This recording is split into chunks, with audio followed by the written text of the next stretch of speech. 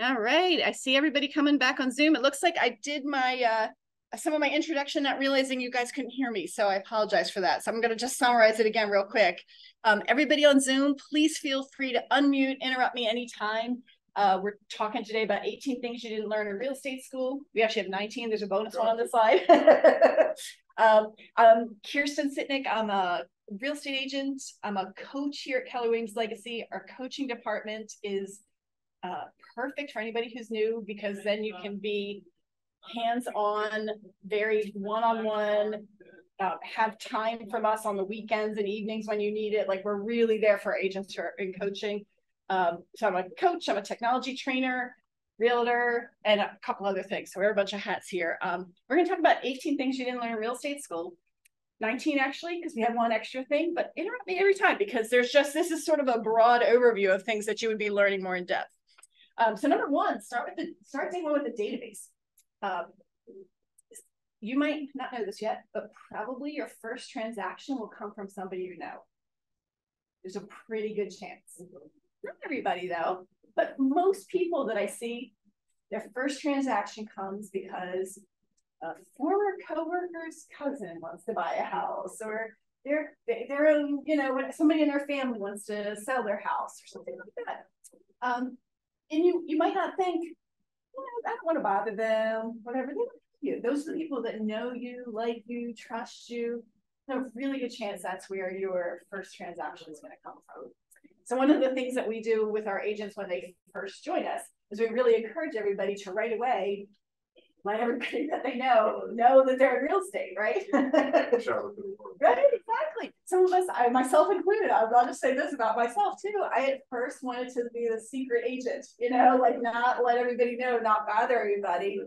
But gosh, most of my business comes from either even though I've been licensed since 2010, most of my business is from either somebody I already know that's like my sphere, right? Or a past client referral. I get most past client referrals, past client repeat business. That's the cornerstone of my business. And actually, nationally, the top 3 sources for real estate agents, just nationally, number 1 is their sphere, people they know. Like, that's number 1 around the country. Number 2 is open houses, and number 3 is social media ads. Those are the top 3. Now you're going to pick your own top 3. Doesn't have to be your own database, but gosh, I'll tell you, this is it's quick, it's easy. People know you. They're going to be more forgiving that it's your first transaction. So that's what we always coach people to, is just start with who you know. Here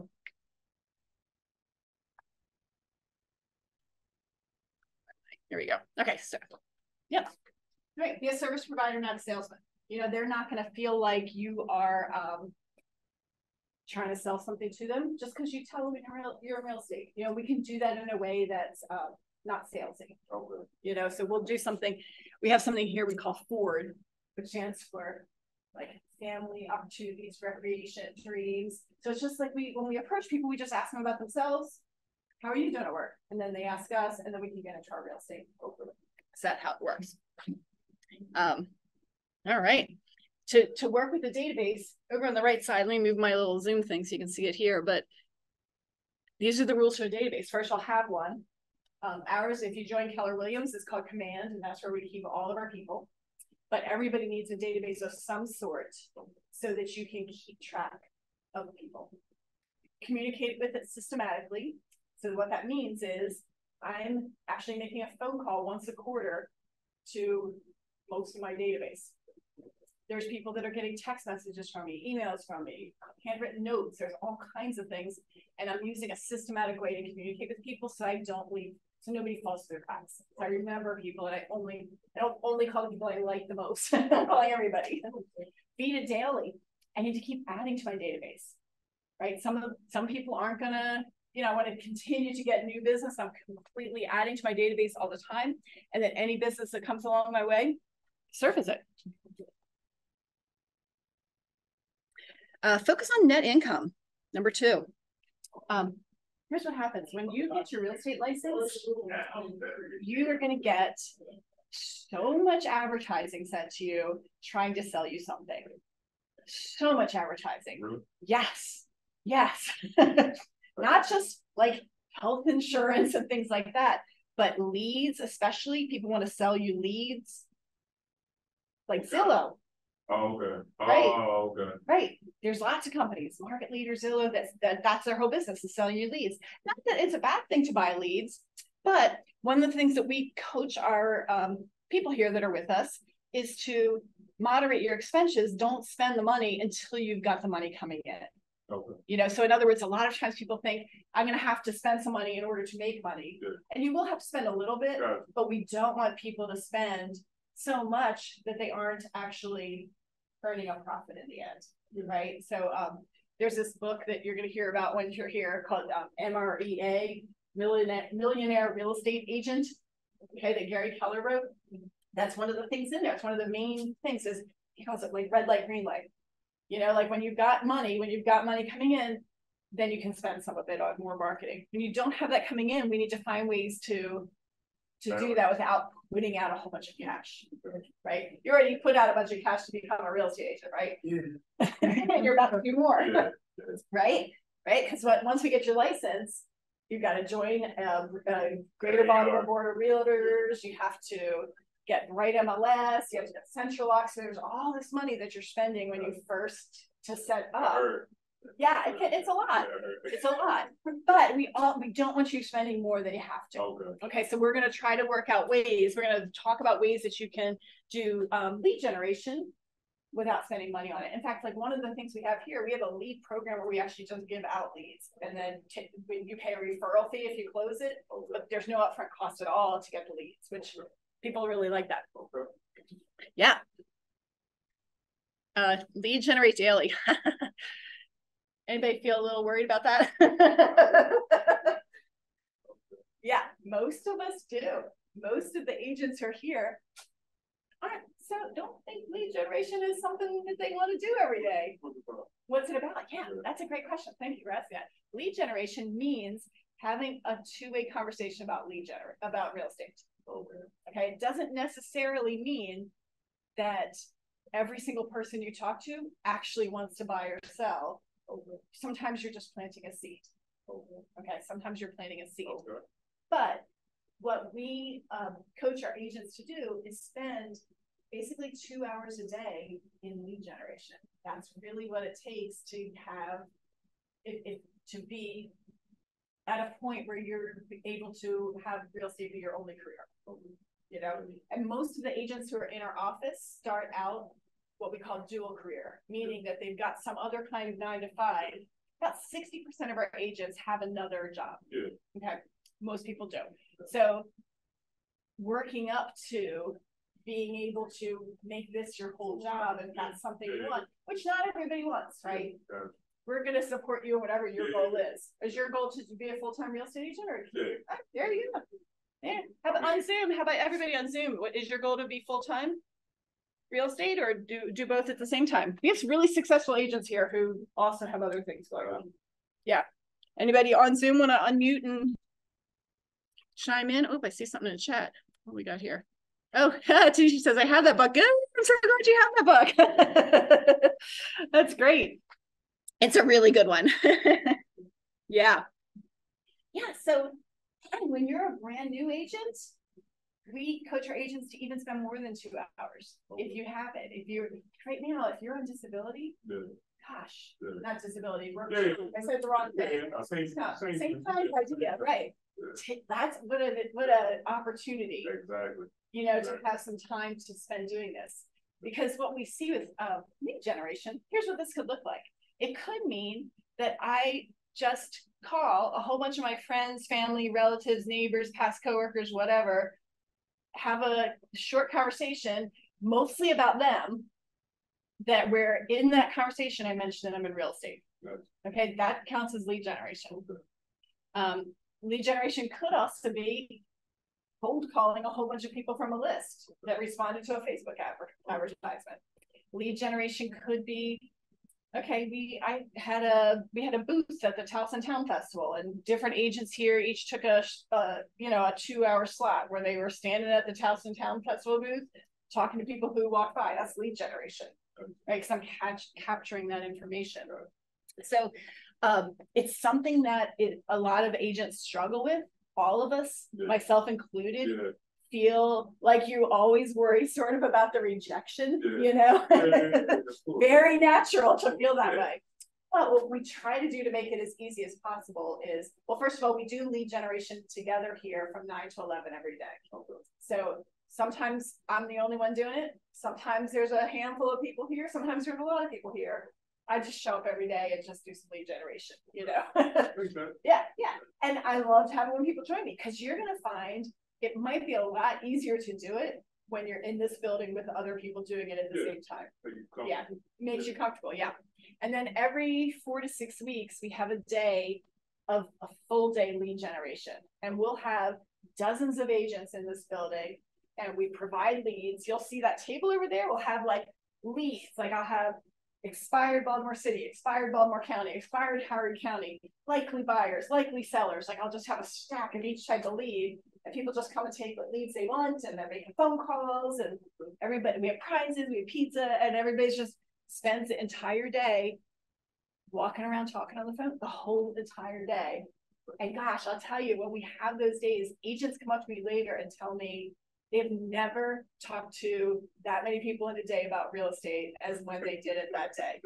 Just because it's, you know, it's kind of like a group thing we're doing together, you know? So yeah, it can be uncomfortable when you're first starting to do it. Once you make it a habit, it gets a lot easier. A lot easier. Just like anything. Yeah. So we're going to do it together, but yep. Yeah. Yep. So this is just a breakdown of what that could look like. Is 30 minutes preparing, you know, going over your, we do what we call script practice here. And what that means is just partnering with another agent, and one of you pretends you're the buyer or the seller, the other one is the agent. You just practice that conversation. And we, you know, if you do that over and over and over again, if you get a partner and you spend 15 minutes a day doing that, you're gonna, yeah, absolutely. Okay. Find accountability partner coach. Yep, I've been talking about the whole time. Right. So here we have coaching. Not every brokerage has coaching. That's our model that we do. It's kind of a Keller Williams thing to do that. And even our coaches also have coaches. Like I have a coach, my coach has a coach. Like it's part of our DNA here, really. You know, is that all of us are accountable to somebody else. And that just helps us succeed. And accountability isn't always comfortable, right? It's not always comfortable, especially if you didn't do the thing you said you were going to do. It gets uncomfortable, but that's how we succeed. You know, I know that if somebody's going to ask me if I actually made my, you know, had 20 real estate conversations today, if I know I'm going to be asked that, I'm more likely to actually just sit there and get it done, you know? Yeah. And you've probably heard this saying before, you're the average of the top 5 people you associate with. We really take that seriously, is that we want to help our agents by, you know, by being one of those 5 people that they associate with, and help everybody, you know, work together. Yep. Yeah, good stuff. Define your standards and systems. So, you know, the system that most of us use here, we use Command to keep us organized. Some of our agents in the office don't use Command. Command's only been around since 2019. So some agents already used something before and don't want to switch. That's fine. They don't have to if they don't want to. I personally think Command is awesome, so I'm going to encourage you to, but you have the right to do anything you want. You know, it is the system we use here to get paid, though. So everybody has to use at least that part of it, right? Because that's how our payments are processed here. But you need standards and systems, right?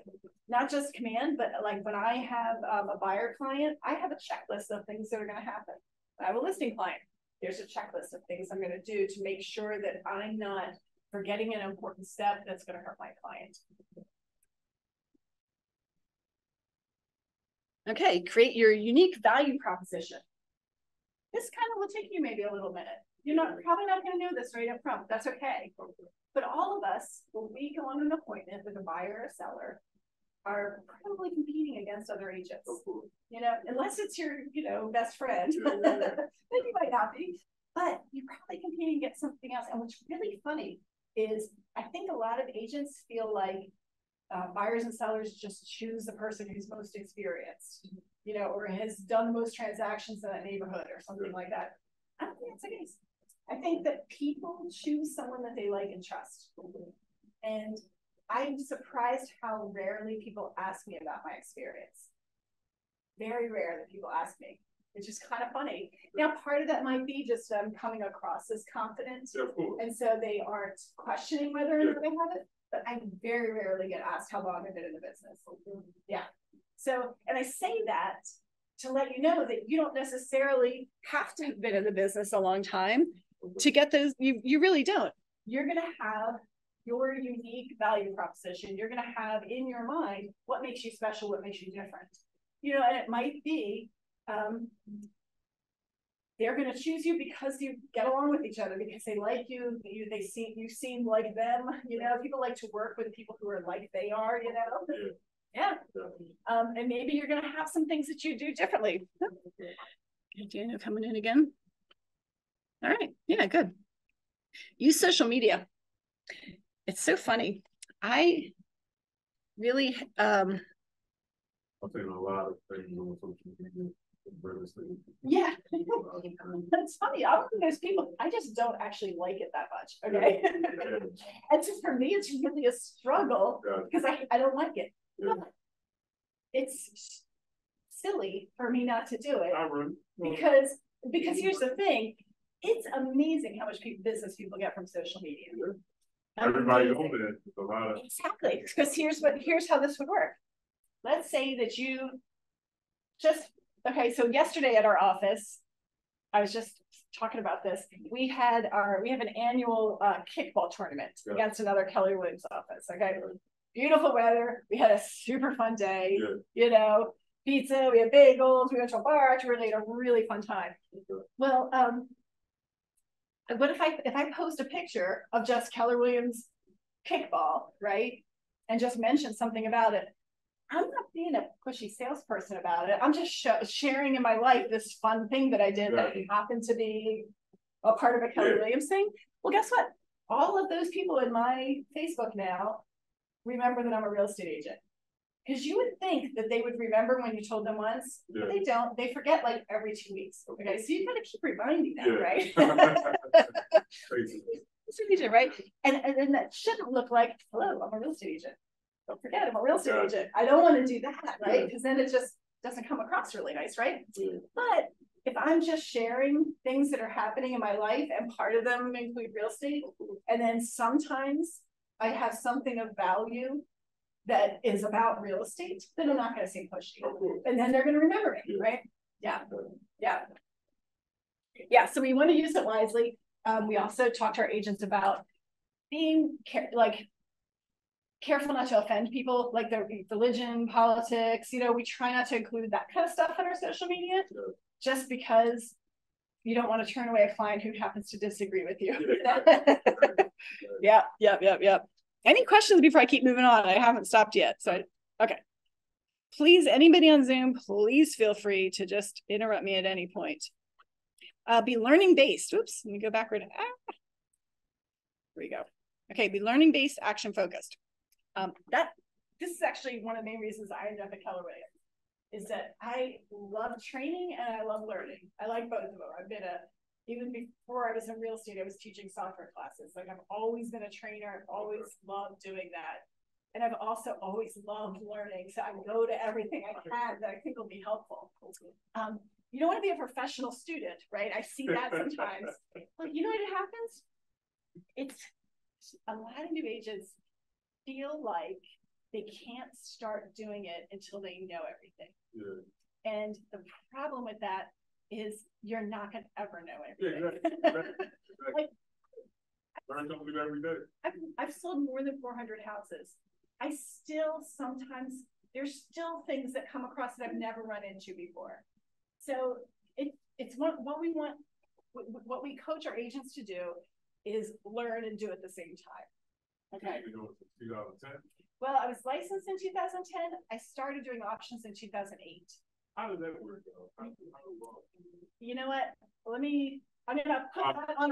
You know what? It sounds natural. Yeah, I'm watching my clock and it only has 33 more minutes, and I don't want to. Right. But I'll tell you about it. And actually, I think I'm going to teach a class on auctions here. I'm going to put that on the calendar. I think for October because it's an interesting topic. It's totally different. Okay. Wait, bring Daniel back in. All right. But yeah, I don't want to be a professional student.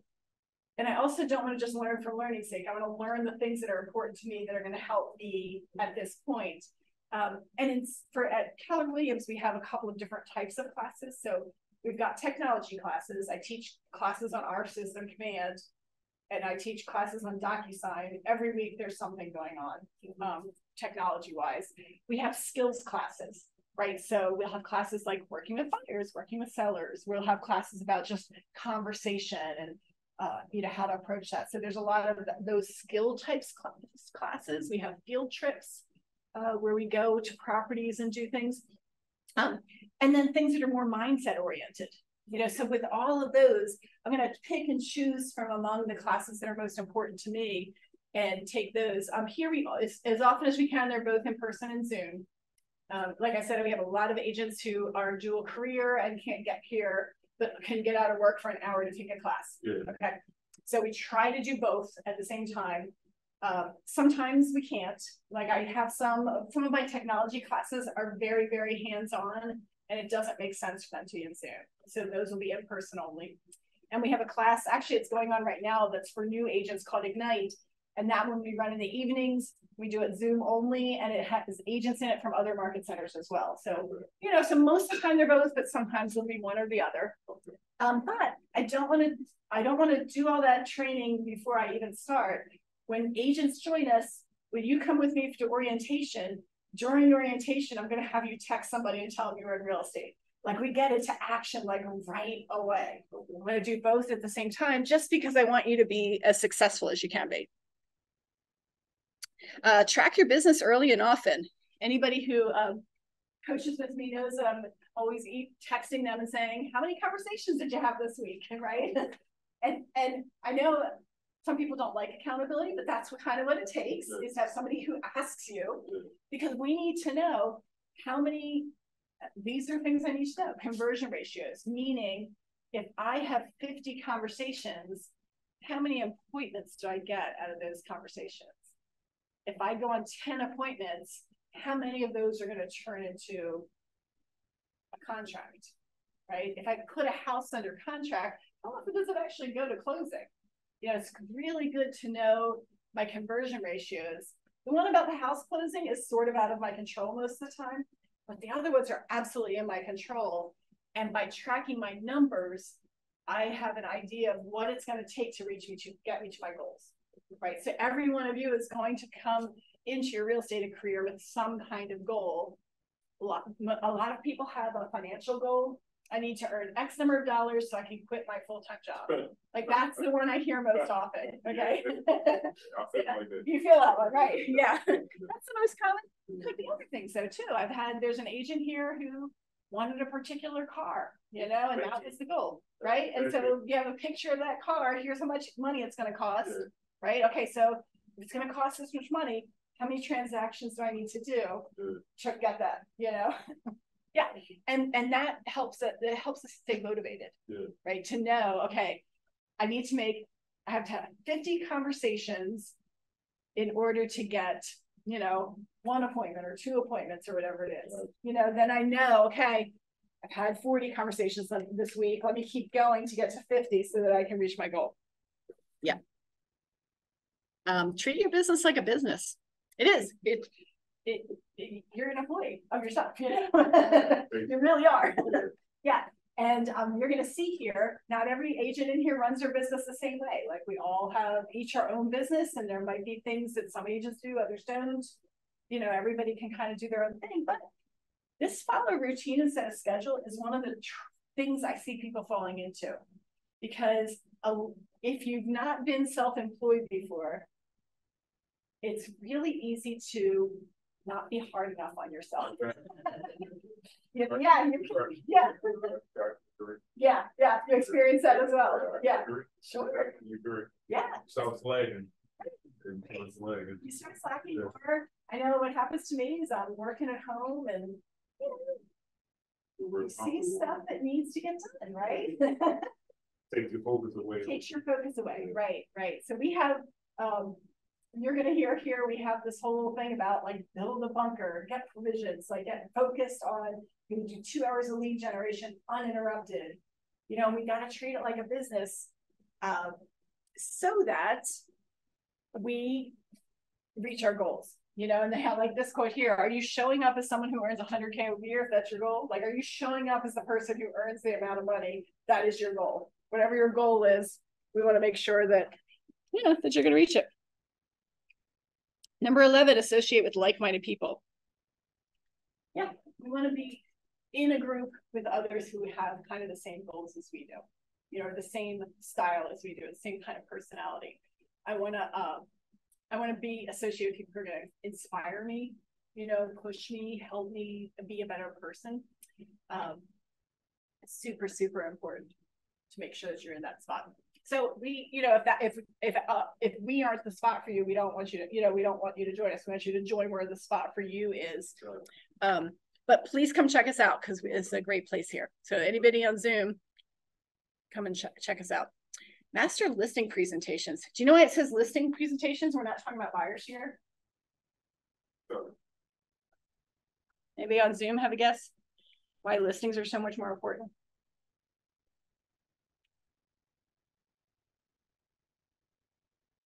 Here's the thing. If I have a buyer client, I am stuck on their schedule. Okay, if I have a buyer client who, I have one right now who wants to move to Baltimore, but he lives in the DC area. And because of his work hours, he works sort of later in the day, he can only see houses on weekends. So guess what we have to do on weekends? Go see houses, right? Yeah. If I have a buyer client who, you know, so you're kind of on their schedule. And the other thing is, right now, there's a lot of competition for houses. So you might take a buyer, you go look at houses, they love a house, they write an offer, might not get accepted. They're quite often, right now, there's a lot of competition. So you might have 10 offers, and if your buyer's offer isn't the best one, it's not the one getting accepted, right? Alternatively, if I have a listing, I'm kind of doing that on my schedule. I do have to meet with the seller of the property, but a lot of what I'm doing is not while I'm in that house. So I can kind of do it on my schedule, on my time. I don't have to do it on the weekend. I can do it at the time that I want to do it. Plus, on those weekends, I'm just kind of hanging out waiting for my offers to come in, you know? Like, it's really, buyer's agents are doing all that work to sell the house that I have listed. You know, so that's a real big advantage. Another really big advantage to a listing is this sign that has my face and my phone number on it. So if I have a listing and I have my sign up there, I am 100% going to get phone calls based on that sign. I'm going to have potential buyers who like that house that are going to call me. I'm going to have neighbors who are thinking about selling their house that are going to call me. I'm going to be able to host an open house there, get more buyers, get more sellers. So if I have a listing, I can leverage it to get 2 more pieces of business. That's what we should be getting. If you have a listing, it should turn into 2 more. A buyer, a listing, a referral, something, 2 other pieces of business. I can't do that as much with a buyer. I kind of can, like a buyer might refer me to somebody else, but I don't get as much leverage out of it. So listings take less time, you probably earn more money, and you have a lot more flexibility, and you leverage them. So we really, if we can get a listing, we like that better. Now, I'll say this, it's really fun to go look at houses with buyers. So I just enjoy that a lot. But you always want to know, you always want to get that listing, you know, it's super important. And because of that, we have to master our presentation. So I'm not going to wing it when I go meet with a seller. We have rehearsed and we have prepared to meet with that seller because that appointment is so important. Yeah. And we'll do things like, you know, what we do here when an agent has their first listing appointment, we usually get together and there's some things that they want to bring with them on the appointment. So first of all, in Command, I can print a listing presentation and I can edit it, change it, customize it however I want. So I've got some, something to hand them that sort of explains the process, explains why they should hire me, and then I'll also include some comparable properties. So I want to show them, here's what your neighbor sold for so that we can come up with what their house should be. Okay. And some other things too. So we'll sit down and like kind of get that whole packet together. Is there ever a time, it's a great question, but yeah. No, good. Great unless you ask. Yeah. Where you try to find comparable, but you can't find them. Sure. Yeah. I'm going to repeat this to anybody on Zoom in case you couldn't hear it. He's asking, is there a time when you can't find comparable properties? Yeah, I have it sometimes with like an unusual property. Like I've had properties where it's rural, every house is very different. Okay. This one has a barn and has horses in it. This one does not. This one's 10 acres. This one's 5 acres. This house is small. This house is big. So you absolutely can run into that. And then you have to work a little bit harder to figure out the value. Okay. It's a lot easier if you're selling a row home in a neighborhood of a whole bunch of row homes where they're all exactly the same size. And, they're going to be a little different. Maybe somebody upgraded their kitchen and this one didn't, but it's not it's a little bit easier. Okay. Yeah, it absolutely happens. Okay. For sure. That was a great question. Okay, master scripts and objection handlers. So I may feel negative about the word script. Yeah. Oh, really? No. Oh, really? Some people do. For us, it's just a way to have some words that you will turn into your own words, but just like a structure to start with. Yeah. So we practice them here. Yeah, we practice them. You're going to download PDFs of them, like we have boatloads of them. We practice and practice and practice, and we practice with partners too. So you'll see in here a lot of times just agents practicing with each other, because that's the way to get confident, is to have said those words a whole bunch of times so that you internalize them. Yeah. And when I'm using them, I'm not using the exact words that are in the script. It doesn't matter. It's in my own words, but I know what I'm going to say. I don't have to think about it. I have an idea of what to say. And objection handlers, those are really important. People will, when you're talking to them, throw out an objection. An objection like, I'm talking to a buyer. Well, interest rates are kind of high right now. I don't think I want to buy. So we need to know how to handle what you say back, right?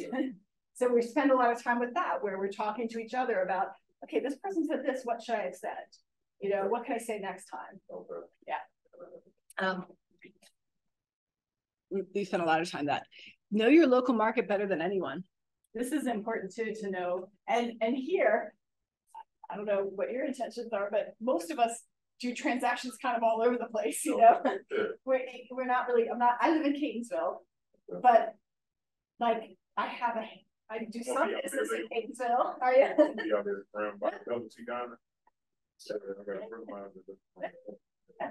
Yeah, I live sort of more toward Old Catonsville. Do you know where the state park is? There's a Ellicott City. Like if you from Double T Diner, if you took Rolling Road south, going towards CCBC. So my house. Okay. If I go in my backyard and walk through the woods, I end up at CCBC. Okay. Yeah. Pretty hard. I'm a little familiar with that. Yeah. So anyway, but I don't only do business in Catonsville. Of course. I'm all over the place, right? So we have to know each market. Okay. And you're going to learn that over time, right? It's not going to be instant at all. There's so much to learn, right? But you're going to learn that by studying the MLS.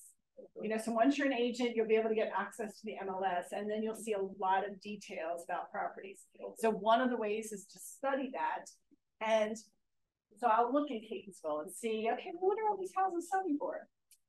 We also try to get our agents to preview homes, right? So once you're licensed and you have access to the MLS, you can schedule an appointment to go look at a house by yourself. Or sometimes I'll pair people up and I'll just say, hey, you guys are both looking at houses this weekend. Why don't you do it together? Just more fun, right? Yeah. But you can schedule appointments to go look at houses. You can just pop in open houses if you want. but we encourage our agents to just preview homes, study the MLS to really learn the market. This is the easiest when you have a particular buyer or seller, because then it's real, you know, then it's real when you're looking at when they're trying to make an offer. Yeah, we have our broker does like a meeting for everybody every other month, just about what what's going on in the market, what the current, you know, trajectory is, what the current statistics are. But really, that's not that much what buyers and sellers want to hear. They're very much in this neighborhood, you know, what are houses selling for in this neighborhood. Kind of doesn't matter what all of Maryland is doing or all of Baltimore County is doing, you know? Well, how often are houses sell? So say if I want to sell a house. Yeah, yeah. Would there be a house that is sold? So here's the thing. That's a good question. So the question on Zoom is how often are selling? Like if I have a particular neighborhood, how much am I going to see? So it varies greatly from one neighborhood to another. Okay. And actually, a lot of us track that because a lot of us do something called farming. And farming is where I choose a neighborhood and I really focus my efforts on that neighborhood. You know, I might door knock every house and leave a flyer. I might send mailers out to them. I might call them. There's lots of things I'm going to do. But when I'm going to do that, I'm going to choose a neighborhood that has a higher turnover rate so that there's actually somebody selling a house. Like my neighborhood that I live in would be a terrible neighborhood to farm because people don't move that often, right? So I farm a neighborhood. So that's kind of like my question. Yeah, I chose one in Arbutus that's townhouses that has a pretty high turnover rate. You know, because every 7-10 years, people in there are moving. You know, and that's kind of what you want, so that you know you don't spend a whole bunch of money and not get any. Yeah. So it really can vary. That's a great question, and that's, you know, that's something you just learn over time. It just takes a while. You know, a lot, and it's a whole learning by doing thing. Like if you had to figure all this out before you could start doing real estate, like by the time you figured it out, it would all be different, right? Yeah. Set goals and create a plan. Okay, so what we like to do, and part of this is a motivation thing. So if I have a goal, if you said to yourself, okay, I want to, you know, it's September now. Let's say you get your license, you're starting in October, right? You might say, okay, between now for the next 6 months, here's my goal for the next 6 months. I want to get 6 transactions or whatever your goal is. You're going to come up with your own. If I can do that, if I can figure out what my goal is, then I can work backward from there and say, okay, if I want to have 6 closings, that means I probably need, you know, 8 to 10 houses under contract because not every house closes, right? And if I'm going to have 8 to 10 houses under contract, you know, I might need like 15 or 20 appointments to get that, you know, and if I need 15 or 20 appointments, that means I need to have this many conversations. So we're going to take your goal and work it backward to figure out what activities you need to do to reach that goal. And sometimes when we do that, people say, oh, I don't know if I like that goal anymore, you know? So, you know, it's kind of, we'll figure it out, but gosh, if we can, the thing about real estate is there are systems and people have time tested what you actually need to do to make this work. And a lot of us, myself included, try to reinvent the wheel and do things our own way. But if we can return kind of to the basics and do what over time has shown works, we can figure out what it takes to meet our goal, you know? And that's kind of what we want to do for you. Like, so people who are, that are agents that we're working with, that's where we started. We start at the beginning of figuring out the first goal, right? And then that's going to change. Nobody's goal ever stays the same, but at least we've got a first goal, something that we're, you know, working with. A lot of times people's first goal is, I want my first transaction in 90 days. Okay, let's start working on that. You know, so we'll do whatever it is your goal is. Some people have, I want 10 transactions in 90 days. That's a little tough, you know. Might not be able to do that, you know. So we want to yeah, we want to figure out our goal and then adjust it as it needs. We have something here that we do every fall called the Business Planning Clinic. And that is every year in October, we plan our goals for the next year. And just, we have a class here that takes, I think it's like 4 hours or something like that. It's a pretty long class, but because there's so much that goes into it, that's kind of our whole planning process. And each agent has their own business plan of exactly what they want to do. And then, you know, we're here to help you reach it. Become a time blocking ninja. You ever heard of time blocking before? Yeah. Okay, good. Tanisha, have you heard of it before? If you're able to come off mute. Yes, I have. We're big on time blocking here. And we start, look at our example, we start with family vacation time, right? So it's kind of one of our, that's just part of who we are, is that family comes first, you know? So we have some things that are important and non-negotiable, right? So we're going to put in our non-negotiable things first. And then we're going to, you know, put in the next important thing. You know, we call them here big rocks, but what we use is something called time blocking. So for example, we have a time block, I have a time block of lead generation from 9 to 11 a.m. Monday through Friday. Okay. Occasionally something happens where I can't do that time block. 9 to 11, I don't know, I have a doctor's appointment, or there's an agent who needs help and can only meet me in the morning, or a client who can only meet me in the morning. If I can't do my time block from 9 to 11, I move that time block to a different time of the day. So 9 times out of 10, I'm doing it 9 to 11. Every once in a while, you got to move it. But we need to make sure there's never enough time to do everything. So we want to make sure we time block for the most important things and make sure that those get done. And for a real estate agent, lead generation is the most important thing. Right. Most important thing. Live in abundance, not scarcity. I like this one a lot. Right now, there's not that many houses for sale, right? Like the inventory is very low. I don't know if you've heard about that, but it's record low inventory right now. It's been like that since, started during COVID, like 2020 was when that started. It's been this whole time.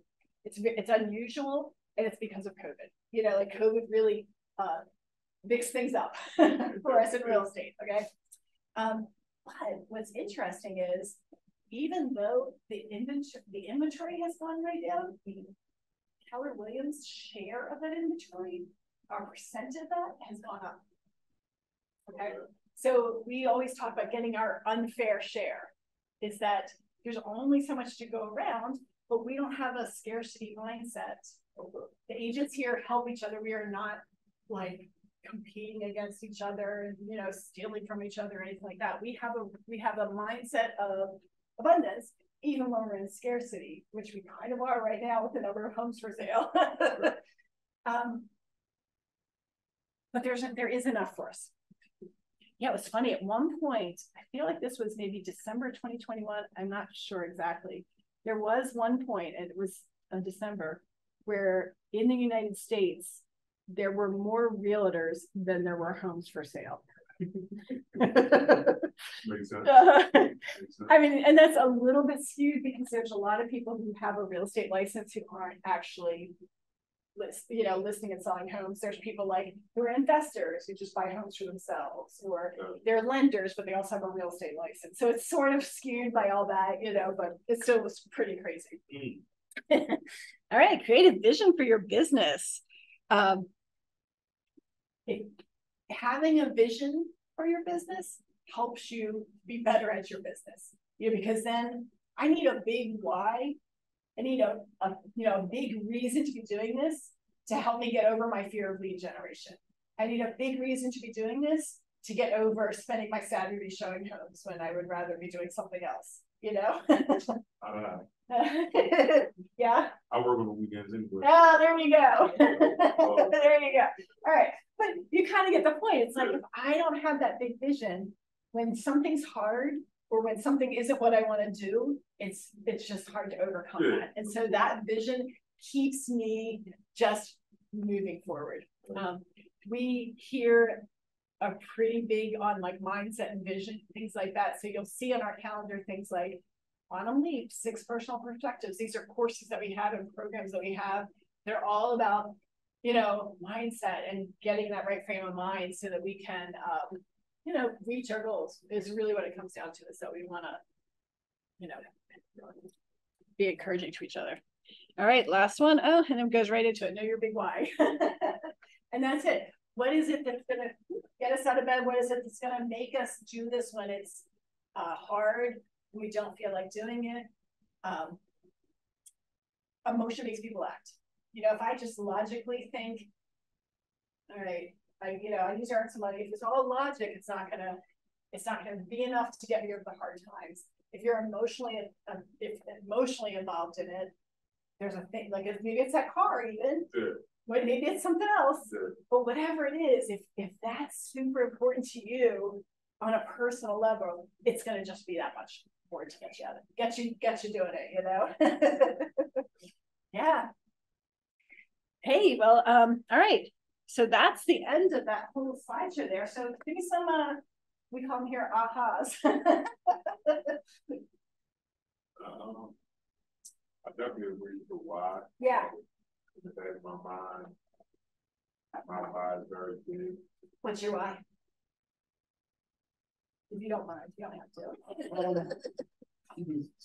I want to be able to set my own schedule. Yeah. I'm tired of working. Yeah. Under my company is cool. Yeah. But I've been chasing this entrepreneurship. Yeah. Very heavy. Yeah. I've been rebuilding my credit. Yeah. Inspired by a lot of people. Oh yeah. Entrepreneurs I've seen. Sky's the limit when it comes down to real estate. So yeah. I'm jealous of the good way. Yeah. Like I want with. Yeah. Else yeah. Part of that world. Yeah. Real estate is powerful. Yeah. It's powerful. Yeah. So, it is. Yeah. I definitely. Yeah. So I'll keep pushing. Oh, good. I'm speaking. You're going to test that. Yeah. You're going to pass that test. Exactly. Oh my gosh. Tanisha, anything you'd like to add to that? Any aha? No, I do absolutely agree with what you said.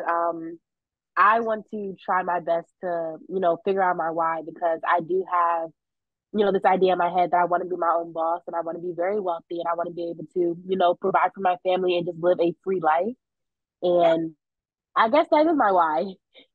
Yeah. No, that's a terrific why. That's a terrific why. Yeah. So, I just rescheduled my test for the first. I told you that. So yeah. I'm excited because, I'm really confident this time and I really do hope that I pass. Because I'm ready to step into that new chapter of my life. Yeah. You're gonna pass it. And what's crazy is once you pass it, like none of that stuff you actually use when you're doing this. I got a coworker. Yeah. Yeah. And I got a friend of mine that I used to work with. Yeah. We told me the same thing. Yeah. I just been stressed out because it's a nation. It's like the wording. Yeah. Like from my course to I got this book that I use. Right. Like the actual kids I asked them to come on. Like you I don't even are not alone. You would not believe how often I hear that. Which one should I focus on? It's like I'm getting confused when I took my test. Yeah. I was confident that I had that badge. Yeah. I was very confident. You were very confident. And I was like, right. Most people take it a few times. Yeah, I was confident. I talked to a lot of people who are newly licensed. Most people take it a few times. I'm trying to. And then when you get it, and then you don't even have to remember it. Exactly. It's funny. I'm in one of the national real estate groups I'm in is a whole bunch of real estate agents, and somebody was in there just said, this was like last week, I finally needed to know how many square feet were in an acre. Somebody asked me that question today and I knew it, It's like you use that stuff, So what we end up doing here is we have this thing called Ignite that we do that is it's on Zoom, it's in the evening, 6 to 8. We're actually doing it right now. And that's a course that we have all of our newer agents go through because it is just like very much day to day, like what you actually really need to know, because and then the coaching and all that kind of stuff to get because it's totally different. Yeah. I don't know how people would do it if they didn't have all that kind of stuff. Like, how would you figure this stuff out on your own if you don't have that? Like, so much is not in that class. It's just, I was saying recently because on TikTok, yeah, has a lot of things search. Yeah. Sometimes I search like even though I search real estate. Right. See people talking and everything that you're gonna need to know once right. Yeah. It's totally different. Right. Well, Tanisha, thank you for joining on Zoom today. Would you like to see the office sometime? You want to text me later or whatever? We can set up a time to come check us out. Absolutely. Like I told you, I do work in the area, so I can give you my schedule to see when it works best for both of us. So I can come around there and take a look at everything. Yeah, if you can stop by during lunch or whatever, I'm happy to just show. I mean, I'm in the office most days. Next week, I'm going to go take a class in Connecticut, so I'll be out Monday and Tuesday. But other than that, next week I'm here Wednesday, Thursday, Friday. Or if you want to come Monday or Tuesday, the other coach Alana will be here Monday, Tuesday. So somebody can show. Pretty much any day of the week, somebody can show you. Absolutely, I'll definitely stop by. Oh, perfect. Okay, good. And I was just saying, Fridays are the quiet day here. So if you want to see a lot of people, come Tuesday, Wednesday, or Thursday. Those are the busiest days in this office. Yeah. Perfect. Yeah. And thanks for joining us on Zoom today. Of course. It was great. It was great. The class was great. I definitely took a lot of notes. And I appreciate you inviting me and asking me to come into the meeting with you. All right. I'll talk to you soon. All right. Bye now. Bye-bye.